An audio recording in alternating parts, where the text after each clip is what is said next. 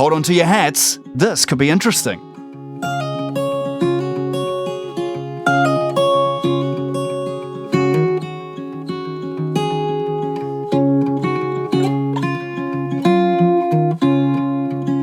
Welcome to TCBI Questions, the show where we ask the tough questions and the not so tough questions totally at random. And joining me today is Gerard. Hello. Hi there, Dan. How are you? I'm not doing too badly. And yeah, nice to have you on and finally convince you to get behind the microphone. Thank you. You can find a sucker anywhere. All right, so the rules are that there are no skips unless the question doesn't apply or your answer will only be one sentence because we're trying to be interesting here and that's not. And adult language is okay if you need it to answer the question. Okay, we'll see how we go. All right, and the first question, how many pairs of shoes do you own? Of actual shoes that I tend to wear all the time, probably 6 pairs, 7 pairs, I suppose, for the different activities. Yeah, I don't know how many pairs I own. I own 3 pairs that are identical because there was a 3 for 2 sale and I went, I like those shoes, so I'm going to buy 3 of them. Yeah, fair enough. I think I've got 3 for work that tend to get rotated, couple of pair for casual, and then the gardening slippers. Start with C, that won't actually be stated out loud. Yeah, I don't think you'd be very popular if you say that one out loud. All right, that was a nice easy one to start, so I don't know if you want to go ahead and pick a question. Okay, let's see what comes up here. Do you remember jokes very well? What's the best joke you heard recently? Uh-oh. Dear. Oh, dear. Right, so I'm pretty good at remembering jokes, but all my jokes are really, really lame. I don't know if I've heard many jokes recently, but I tell a lot of jokes. Like, why did Billy fall off his bicycle? I don't know. Why did Billy fall off his bicycle? Because someone threw a fridge at him.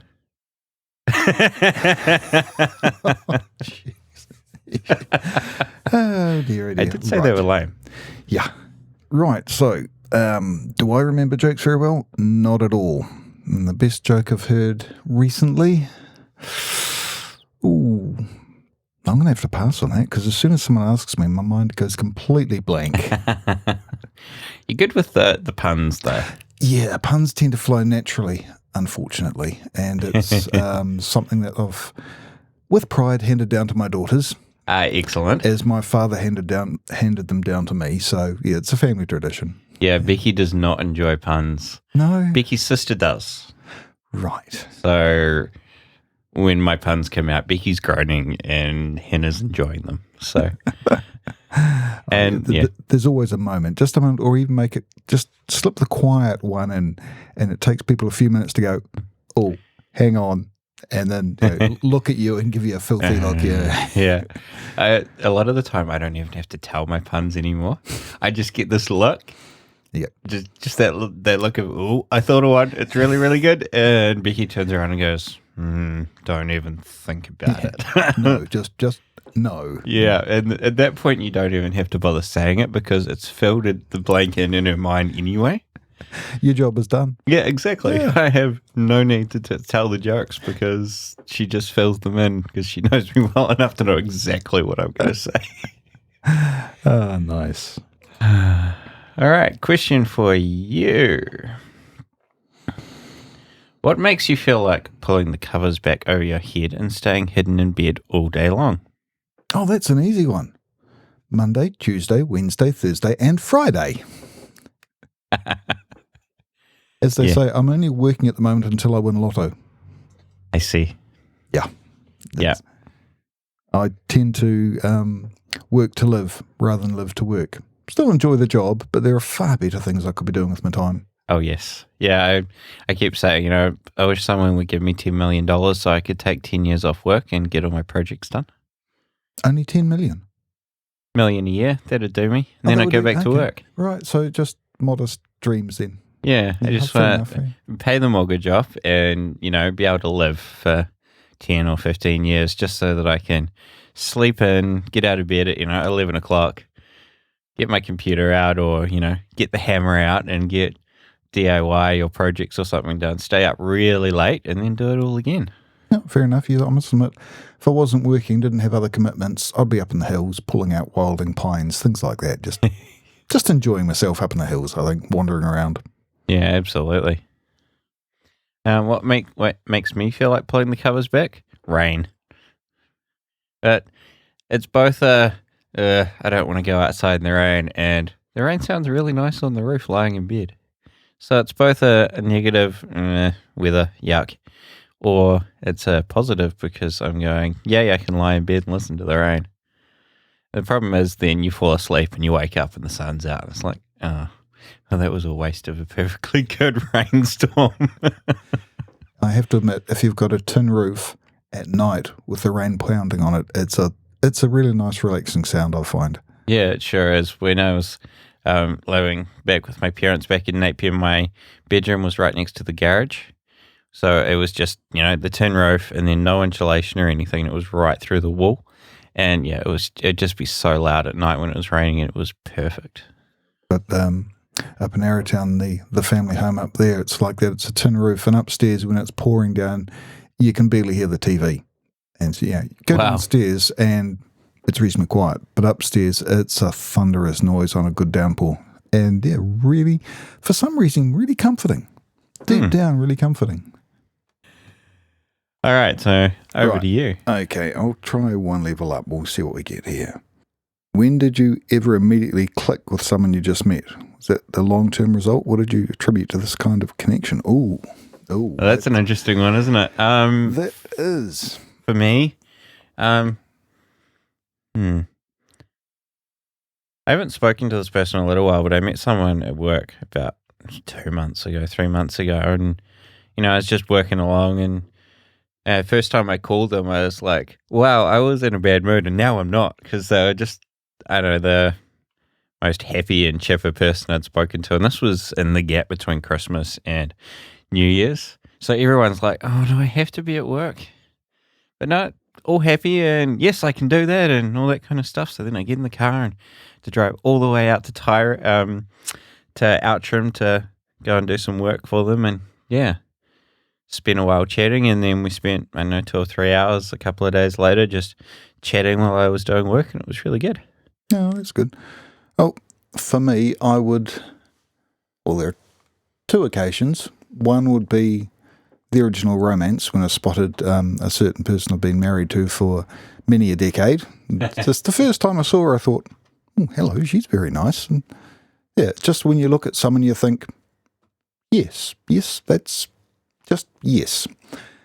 Moving forward, more on the work side of things, a colleague, met someone at a place I worked a number of years ago, and started talking. He had similar interests, and we've got on like a house on fire ever since. So, yeah, it happens. What do I attribute that kind of connection to? I think it's when you hear them talking, you hear your interests echoed.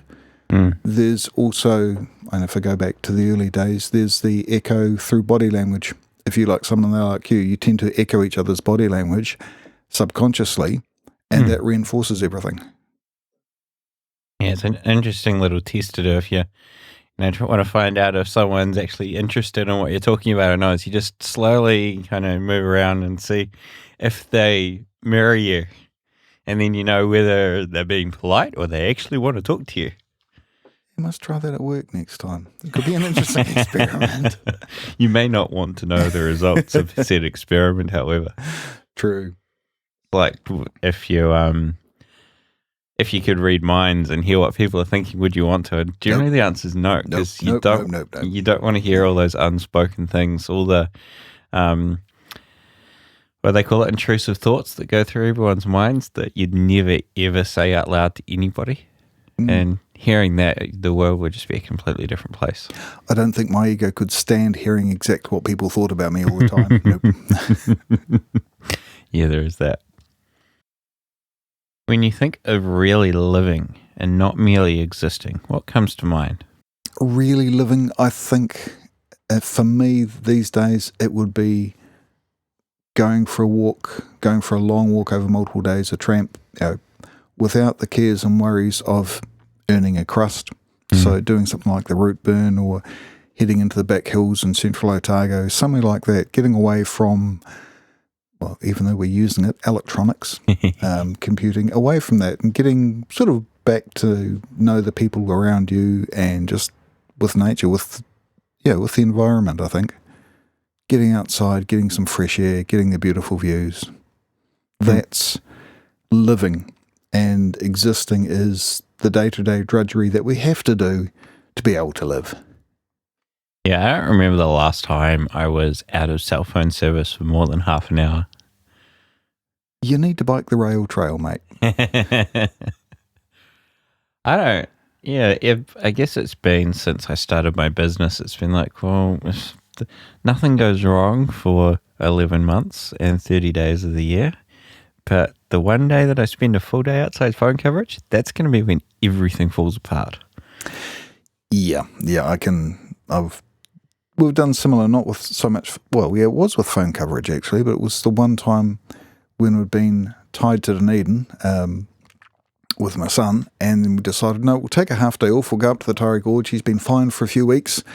We come back into cell phone range at the end of the day to find about 5 or 6 missed calls. Oh yeah, dear. This is after a month of no problems, the one day we go out of coverage. So yeah, I know what it's like, I know the feeling.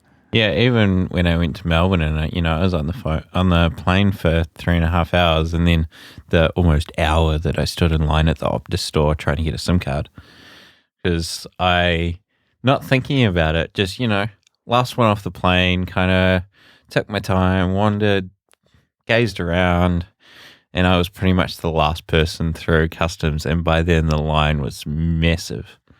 And you hadn't organised anything beforehand, of course. No. Because I didn't think that far through. And, of course, I walked out to just this temperature. So I was standing in line with a massive backpack on my back and just sweating because it was so hot. So going from Dunedin overseas anywhere, it's going to be hot. Yeah. By comparison, it's going to be warm. Yeah, that was the first time in 14 years that I'd been overseas. Oh, wow. So I wasn't quite prepared. I had researched and I knew what SIM card I wanted and what plan I wanted so that I could get reconnected with the world. But nothing about weather or clothing or shoes or practical things like that? No. And then that same day, we walked maybe 2 or 3 blocks up Collins Street in Melbourne to a restaurant. A nice fine day. So I was in, work shirt and, I'm boiling anyway, and then it starts pouring with rain, so we have to run all the way back to the office because it's just pouring. So a puddle of wet from the rain and a puddle of sweat from the exercise. Yeah, exactly. Yeah, that's the worst thing is, being, it raining, so you have to run, and then getting sweaty and hot. Yeah. Not nice. Not nice. Sorry, listeners, for that lovely picture. There's a mind image you want to get rid of first. All right. I didn't answer the question, did I? we got sidetracked, which is, I guess, kind of the point of this anyway. I guess, actually getting out away from, my house and getting out and doing things and having experiences. Because there's only, like you said, with the day-to-day, there's only so many experiences you can have, and then they kind of start to repeat. But, being able to get out and, see sights, or even if it's, going to Australia and going to, Movie World or Wet n Wild or things like that. And it's, it's still the very commercialized technology, but it's still experience. Yeah, there's still that, I don't know, that friction of doing something different, something new. And one of those places, it's for the most part relatively safe, and so you get the experience, or you get the impression of risk, with the actuality being very low for the most part, excusing a recent event. Yes, that's why I didn't mention that theme park. Oh dear, yeah. But I mean, even locally, it's that idea of experiencing danger and risk. It's bungee jumping. You look at that. It's terrifying. Terrifying, yet actually it's very, very safe. Absolutely. I mean, I've done a couple of bungees and absolutely love it, and I'd love to do something like the shot over, because I get that little rush of adrenaline from the fear, knowing intellectually that, safe as houses. So what could possibly go wrong? There's that tiny little fraction of that, it could. But for the most part, it's fine. I love doing things like that when you get the chance. I think we're going to go and do the shot over jet in April. Oh, that'll be fun. This year is fantastic for taking leave at Easter. Because of how all the holidays line up, you take 8 days of annual leave and you get 17 consecutive days off work, including weekends. Ooh. Well, I'll have a look at that one, actually. That fun. Fun. First day off is the 14th of April, which is Good Friday. And then you're back on the 1st of May. Wow. I'll probably end up being on call, unfortunately. I've already put my leave in for it because I thought other people are going to spot this, so I'm going to get my leave request in before anyone else. Smart. Because the way our office works, having more than one person away for that amount of time is just no good. Right. Because then we don't have enough people to do all the work. Okay, we'll go one more higher. What do you suspect people say about you behind you? Oh, God, goodness gracious. I have the, I didn't make up these questions. They're from various sources around the internet. What do I think people say about me behind my back? I would hope that people wouldn't say things behind my back and they'd actually just bloody tell me, because that's what I would do. Yeah, that's a fair call. Yep. I've learnt to stop talking. Sometimes I don't get to the point, and I'll keep talking to people about things, and they're going, "Yeah, you've kind of made your point, so please stop talking." So I've learnt a lot not to do that. So hopefully people aren't saying that. I'm sure they would have. I was going to say that's a very good skill for a talk show host. Keep talking. I've kind of gone too far in the other direction, and I tend to say what I mean, and then I'm done, which is really not good for a podcast host because you kind of need to keep the conversation going. And short, concise, done. Oh, we've still got 30 seconds. Yes. Yeah, exactly. And then you go, then you just end up going, I'm just going to edit all of that out. So why did I bother? So you're not going to do this live anytime soon then? I've done a couple live and not enough people turned up to make it worthwhile. Oh, that's a shame. If people showed up, you can interact with them, and part of the show gets filled in by talking to people that are chatting. Yep. But you need a kind of a critical mass of people to be able to do that. Fair call. So what do you suspect people say about you behind your back? For me, probably, who was that again? I tend to try and fade away into the background, so it's that guy over there. And I can't remember his name. And I mean, I'm quite happy with that. I'll just do my little piece, say my little piece, and then quietly vanish back to the woodwork. It's fine by me. Yeah, and then if you're not too much of a thorn in people's sides, you can just quietly carry on in the background. And yes, who are you? What do you do again? Oh, right, yes. Yeah, 6 months pass. Why are you still here? Boy. Yeah, no. That's actually, because I kind of went for a negative thing, but that's from your perspective a positive to, fade away and just be able to do your own thing. And not your own thing, but it's the introvert in me coming out, so to speak. I was one of those, and I guess I still am from the perspective of I can't do lots of people, but one-on-one I'm good now. And as you know, I was the MC at my own wedding. Yeah, it's a nice wedding too, by the way, just to plug there. It was very lovely. You. Yeah. Yes, my all my speech and everything's online. TCBI.nz/wedding to get the plug in there. Because all the way through school and everything, I hated doing speeches and everything like that, and it felt so unnatural. But getting out with that microphone at the wedding reception was just the most natural thing in the world. That's good, and that means the talk that you deliver gets delivered well because it just comes out. The nerves are not there, and everyone can spot someone with nerves from a mile away. Yeah, though I did ad-lib a bit from my script, and that was interesting in a couple of points. All right. Well, I suppose I've had to come out of my shell a wee bit over the last few years because I'm normally someone who hides in the background, quite happy to keep my head down. But with one or two rather public projects, of which I've become the spokesperson recently, people have asked me to talk, asked me up front to present talks and such, and I've just had to swallow it and go, yeah, okay, I have to do this, and try my best. Yeah, I guess the good thing about if it's big projects and you're super involved with it, you have a little bit of, ownership of it, so you can talk confidently about what you've been involved in.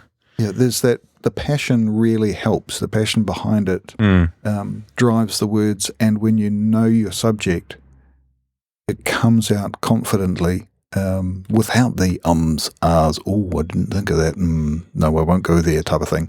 You can speak confidently for a short time, and then suddenly everyone's happy and it's finished. You think, oh, that went better than I was expecting. So, it's been a change for me over the last few years, but up till recently, I've definitely been the one hiding down the back.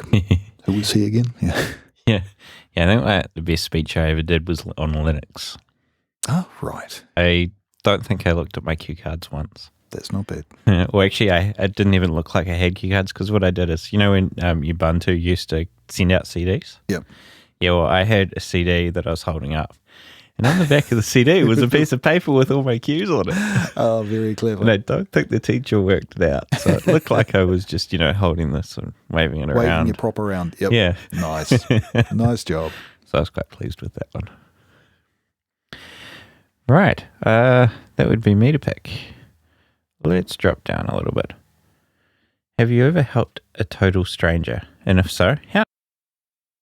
Nothing too much springs to mind. Well, I suppose the most recent one was a few years ago. A neighbour down the road had stumbled and fallen. She was an older lady, so I saw that and I rushed over just as someone else was rushing over, and we helped her up and sorted her out. But yeah, that's about the only thing I can think of late. Yeah, the bystander effect is a real problem. It is. When you see someone, you think, oh, I better go there. But someone else doing the same thing at the same time, we're going, yes, we can both do this. And yeah. Instead of people going, oh, I'm sure someone else will look after it, or someone else must be on the way. But instead it's everyone just kind of stands around and goes. You need that one person just to kick it all off. But yeah, that would be the last thing I did, I suppose, for a total stranger. Yeah. Yeah. I haven't had all that time to think, and I still haven't come up with anything. I'm sure I have. I can't think of anything apart from, like giving money to buskers. That's kind of helping a total stranger, but it's also kind of why they're there. So I don't think it really counts as a random act of kindness, or a random act like that one does. No, it's not quite a random act, but it counts as a total stranger. Yes. I was trying to think of something more positive and less materialistic, but I am failing miserably. Okay. This is really boring and pedestrian, but I jump-started someone's car in the car park of Bunnings because they were going, like, yeah, that's not going to work, so get the jump start pack out. Here, try this. Actually, that's pretty damn good. Not bad. I actually need a new battery for my car because I've used the jump start pack like 5 times in the last week on my own car. All right. Okay, next one. Yeah. Let's throw the curveball in. Do you believe in miracles? Why or why not? I do, but in a lot of cases, I struggle to be 100% confident. Yeah, often miracles, you cannot presented with solid evidence, and it's more about belief in what's happened. And sometimes that's difficult. Well, a belief is often always quite difficult. So I do. And in a lot of cases, getting presented with evidence, or at least, written evidence, helps. But then you have the people that, say that they've gone to, one of these faith healers and, the smack on the forehead and you're healed. Yeah, no. No, that's not what I'd call miracles. That's, excuse the French, but bullshit artists. Yeah, the power of positive thought. Or suggestion. Yes, that one. Yeah. I put a positive spin on it and you put the negative one on it. Okay. Well, do I believe in miracles? Yes, I do, actually. Probably less so at the moment with all scientific investigation. And they are very few and far between. But I think there are times when something happens and it could be from the power of prayer or something like that, and this is more an effect of multiple people doing something at a level that we have no inkling of. We cannot fathom sort of some of the mysteries of space and time, let alone how religion fits into that.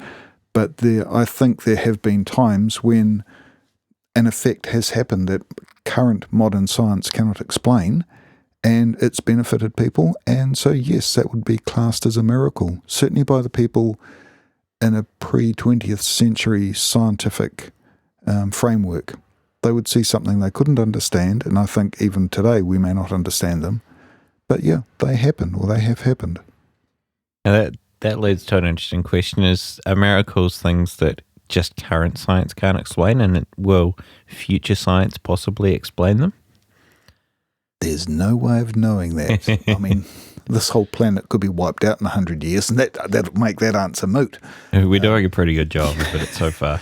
Yeah, let's not go down that dark track. Yes. But I've seen theories where the more we explore the fundamentals of the universe, the more we're actually creating those fundamentals by the observation of them. So you look below the atom, you look below the quantum effect to look at the cosmic foam, and we're actually creating that by observing it, and that is coming into being by the observation. Or you can flip it over and say, well, actually it's all a hologram anyway. And there are so many conflicting theories, and when you actually get down to something like quantum physics and try to understand it, it does your head in. It is so mind-bendingly weird that a local religious miracle is happenstance. I mean, easier to explain than a quantum particle jumping relatively, say, from here to the other side of the sun is a quantum leap in terms of its own scale, just like that, instantaneously. I mean, how does that happen? Yeah, but it does. Yeah, that kind of brings everything into perspective, doesn't it? And you go, well, maybe they're not so unlikely after all to, experience miracles. Yeah, I think we all live on on multiple levels. I mean, we've got the level we see now, what they call the Newtonian universe of cause and effect, throw a ball, it bounces back. Everything's nice and solid. I could thump the desk here. I won't, promise. And it feels nice and solid. You go down a few levels to below molecules, below atoms, to the way, the makeup, and get down to the quantum level, and theoretically I should be able to wave my hand through the desk, given the amount of overall space between solid things, and yet there's this field effect of, you've got the electromagnetic effect, you've got the weak gravitational effect, all these things combining as well with these particles that are solid. No, wait, that's a wave effect, that's actually light. No, it's a packet, and I mean, our current theories, when you look at that level, nothing is real. I mean, this is 11 p.m. after a few beers type intellectual discussions. Oh, absolutely. But when you stand back and look at things, and going back to the original question, miracles, yes, they happen because we've fundamental grasps of the universe. I don't think we can reach that. Not with our current intellects. We cannot grasp everything, and so there will be some things that will have to fall into the category of miracles. Yeah, just thinking. I think it Leonardo da Vinci. You bring sit on the branch with a sparrow and try and explain modern technology to it, and no matter how much you explain and no matter which terms you use, it will never grasp it. True. Yeah. Yes. All right. Let's bring things back with a starter question. If you could teach a college course on any subject you want, what would it be? Ooh. Well, for a start, I don't like teaching, but never mind. Well, if I was going to teach a college course, how to survive in the wild. So the basics of how to keep yourself safe out tramping or out for long walks, the basics you always need to think about and keep an eye on. So a wilderness course, really. That would be kind of fun. Probably useful for a lot of the college students these days too. Yes. Probably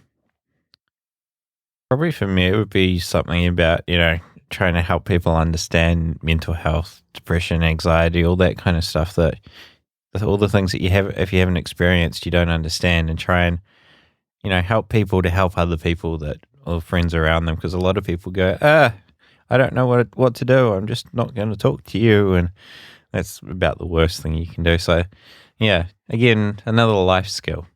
Not really an academic subject. But certainly a very useful one. I mean, if at a minimum you make people aware that not all injuries, not all disabilities are visible. If you get that through people's head, you've gone a huge step forward with them. Yeah, and it's like the question about, putting the covers over your head. Sometimes you can't not do it if you're, suffering depression or even anxiety. There are some people that don't leave their house in 10 years because the anxiety just keeps them inside. Yes. And for a lot of people, that's just unfathomable. Yeah. And I think you need to experience it or be close to someone who has experienced it to get any understanding of how crippling that can be. Yeah, just, people say, just snap out of it. No.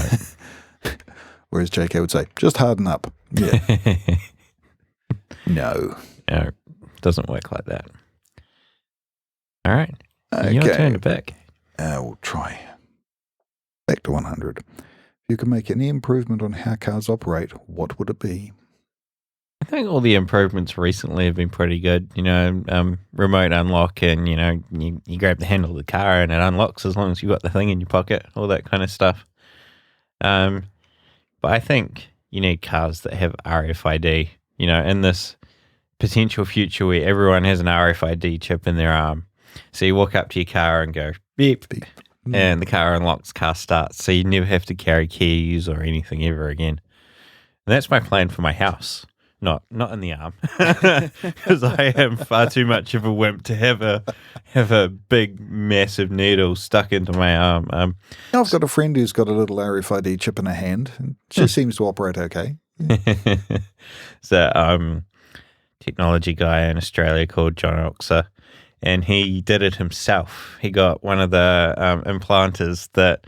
Well, what happened was that. No medical professional would do it for him because there was too much risk involved, too much liability. Yep, understandable. So, yeah, he, grabbed the skin and shoved it in, and there's a video of him doing it and implanting it. And he said that there was a real massive mental block in actually pushing it into his skin because he knew it was going to cause himself pain, and it took so much force for him to actually do it. Really interesting. And it's a feedback loop. And I think for a healthy brain, that feedback loop is a good thing. Oh, yes. Yes, I think it would be, not having to carry a key. I'm kind of thinking about that everywhere. Like my house, you don't need a key to get into it. You have your phone or a code or a tag, and that's all you need. The only key I carry is my car key. There's still keys, though. Your phone. I can understand your phone as a multi-use key and multi-use device, but a card or a tag, they're still keys. They're just... Yeah, so that's where the implant comes in. Yeah, I can see that, yes. Or, better biometrics that are not foolable, because pretty much all the current biometrics are not that good. Now, your biometric should be your password, not your ID. Okay, for me, improvement on how cars operate, I would have to say I'm going with Elon Musk for this one. Battery powered. I think the best improvement we can make, and it's not just for cars but for other devices too, is improve energy storage, change our battery technology completely. I know there's work on it being done at the moment, but we're still using some very far-out chemicals to get the chemical reactions to have the energy storage density of petrol. But if they can crack that, we've got unlimited energy from the sun that comes down that we waste all the time. If we can store that, if that storage is resolved, then cars, everything, the works is opened up again. Because I think that's a limiting factor with cars at the moment. They're petrol. The electric ones are fine, but battery lifespan's only limited to a few years, so it becomes very expensive. It does. And even charging them, like in the US, you've got Tesla, and you go to a supercharger and don't have to pay for it. But nice. Imagine pushing that many, amps into a battery in New Zealand and how much you pay for that power. Well, we'd have to get rid of TY Point, I think. If we did that, we might have enough surplus to have electric outlets at the petrol stations. Yeah.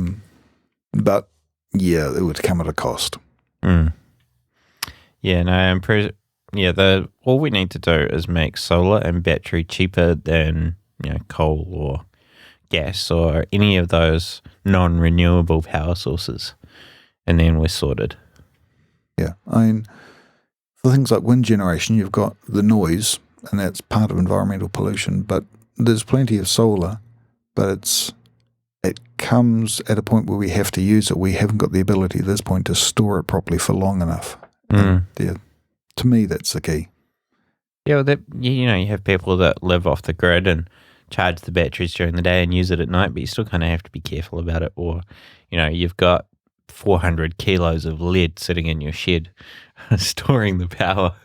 Yeah, and they don't last forever. The batteries chemically decay. Yes. So they have to be replaced. So it's almost like we needed some form of superconductor storage that won't decay, that you can park for 10 years and it'll still be holding the full charge in a superconducting loop somehow. But then again, that comes to the point now, okay, if you've got that energy density sitting there and you release it all at once, oh dear. Boom. Yeah. Boom. Well, even, blowing out a little capacitor is pretty spectacular. So you can imagine that kind of power. Yeah, shorting a capacitor in the back of an old CRT TV, it goes bang, very big. Not that that's not fun. Yeah, but I'm not going to do it again. Yeah, fair enough. I've lost track of who is who. It's your turn now, I believe. When is it better to be safe than sorry?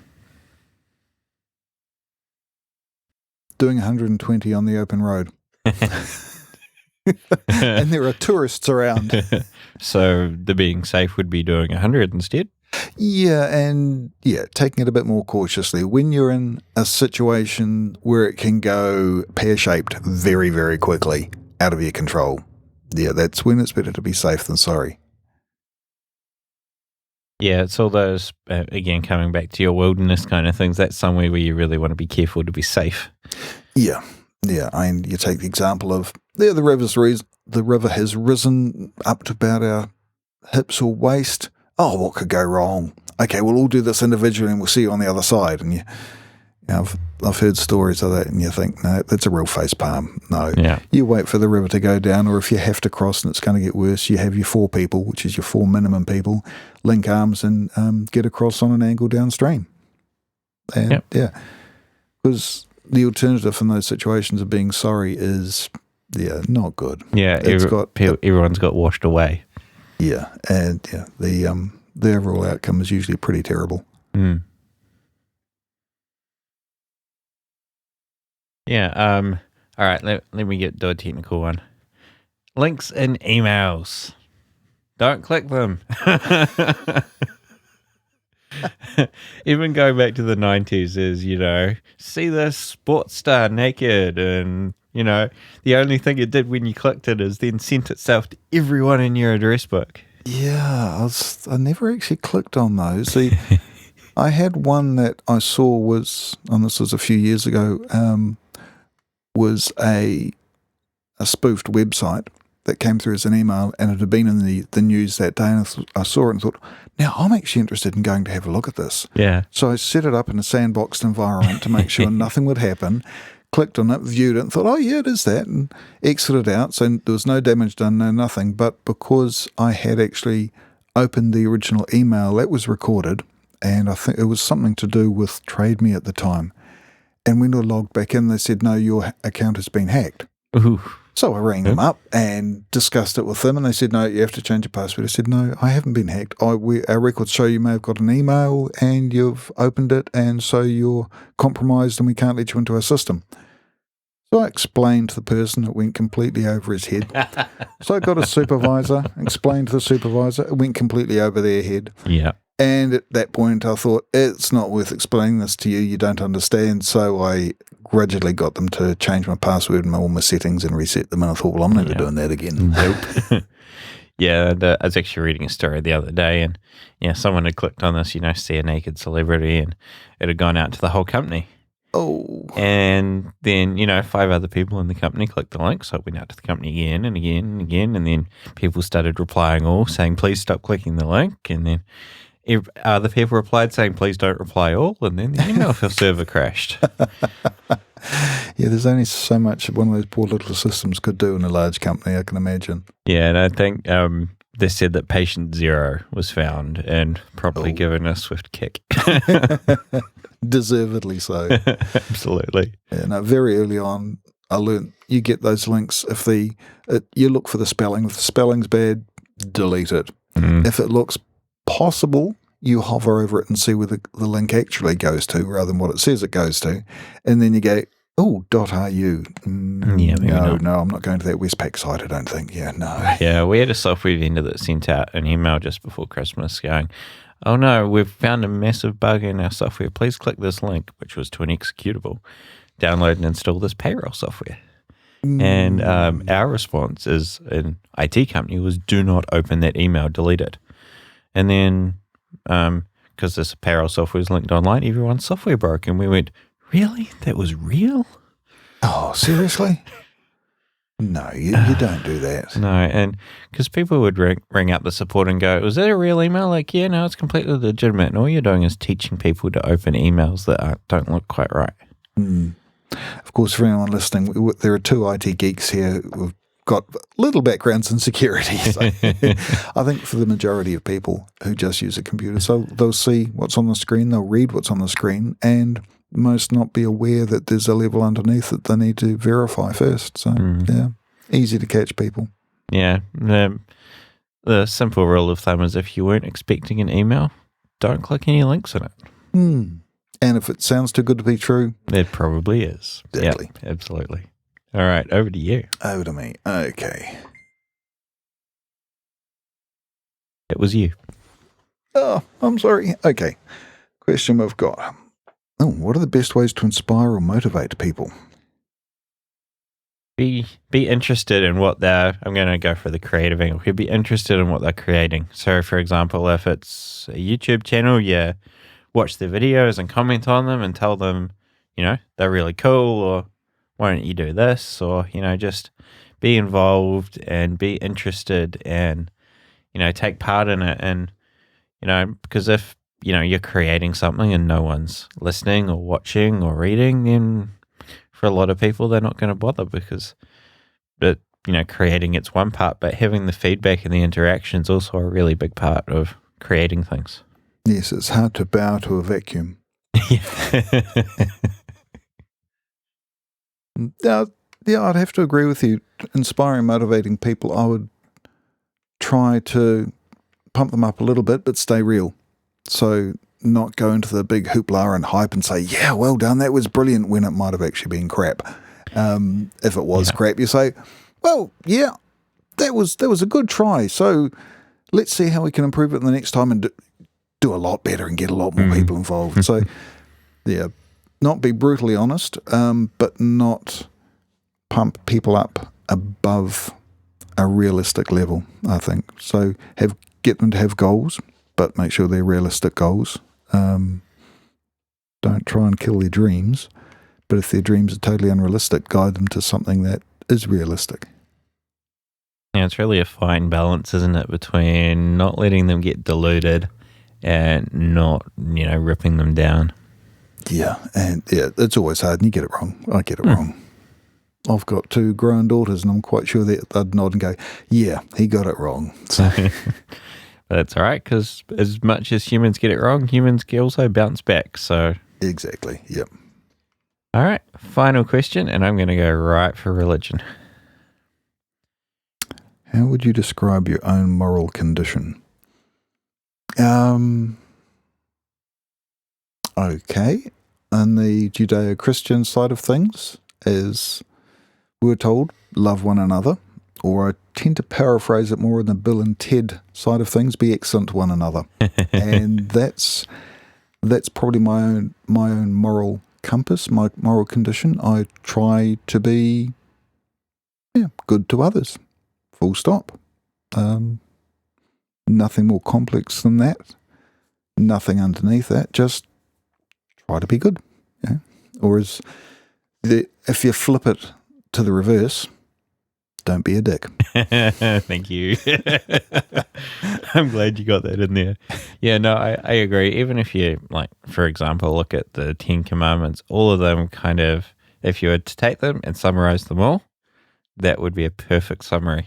Yeah. And that, it kind of, leads to other things and defines how you act in certain situations. But at the heart of it, that's exactly it. It's, be kind to your neighbor and, be nice to people and be good and it'll come back to you. And it generally does. Yeah, absolutely. Yeah, there's not really much more to say on that, is there? No, I mean, we could go into the whole codified religion of, in my experience, Judeo-Christian, being raised a Catholic, all the codifications within, the religious tenets of the church and what you should do and what you shouldn't do and follow this and follow that. And you find out afterwards half of them were based on political machinations between 2 different powers in different countries and trying to control the populace behind it. And when you take it out and look at the underlying message, the underlying original message, it was, be nice. Just be nice, people, and it works. Yeah, even if people aren't nice to you, if you can at least be civil, then it's really hard to be unkind to someone who's being kind to you. Exactly. Talk. Someone's yelling at you and you talk very calmly and kindly to them, and it is both funny and quite effective at getting them to calm down. True. Or just riles them up more and then you just walk away. Yeah, don't say, calm down, calm down, calm down. Yeah, would you calm down? No, I'm even more angry. Yes, been there, done that. Oops. Yeah, not again. All right, well, that's us. Oh, thank you, Dan. It's been fun. Thank you. Yeah, it's been great. It definitely gets you to talk about things that you wouldn't normally even think about. That's true. Yeah. The 1 or 2 people that hear us will. Yeah. Oh, I'm sorry. That was a low blow. That was low. I just think I won't release this one now. We'll just snip that bit out. Yes. Yeah, absolutely. Thank you, Dan. It's been fun. Thank you. If you'd like to be on the show, you can go to tcbi.nz/guest form and sign up. Anybody is welcome to sign up, and I would love to talk with you. And until next time, to our listeners, add 1 friend to 1 episode of this podcast with 2 open minds and see where it leads. Thanks for listening. Now that was interesting. Bye-bye.